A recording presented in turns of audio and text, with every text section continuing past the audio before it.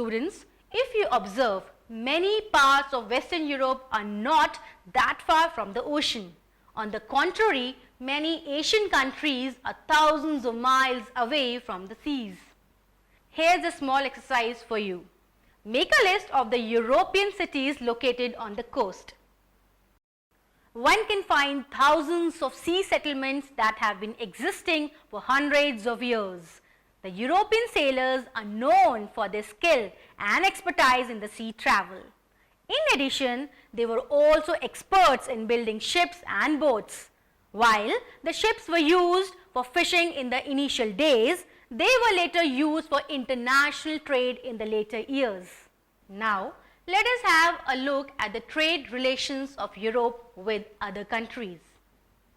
The trade relations of Europe began in the ancient days with countries like India and other Asian countries like Indonesia and so on. Items like silk, cotton, cloth, ivory, gems and spices like cloves, pepper, cinnamon, which are not available in Europe, were obtained from other countries. These items were exchanged for gold and silver.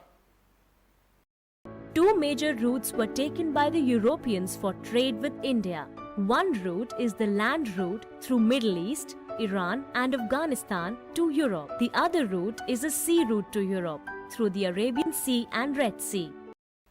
But students, here's something more interesting. Around 500 years ago, the sailors and traders from West Europe began to find new ways to reach India. Can you guess why? The two routes, which included the land route and the sea route from Europe to India, were through the countries ruled by the Arabs. They began to look out for new routes to reach India.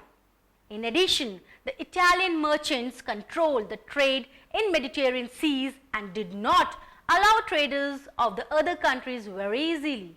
As a result, new routes were tried to reach India in order to avoid the routes through Mediterranean Sea and Arab countries.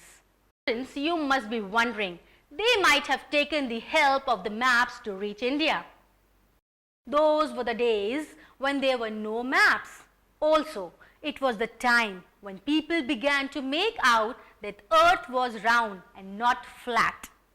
Christopher Columbus, an Italian sailor, realized that the world was round and hence sailed through the Atlantic Ocean thinking he would reach China and India sooner or later.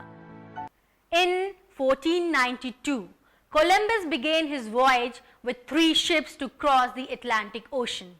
After sailing for 3 months with 3 ships to cross the Atlantic Ocean, Columbus saw land and thought it was India.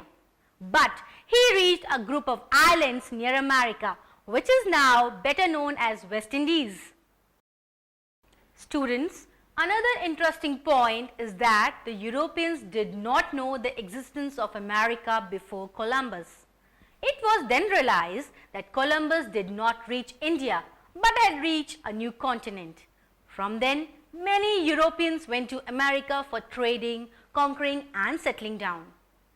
The ships then had sails that could harness the wind power and hence sail smoothly with the winds blowing in the western direction towards America. Yes, the trade winds helped in traveling to America.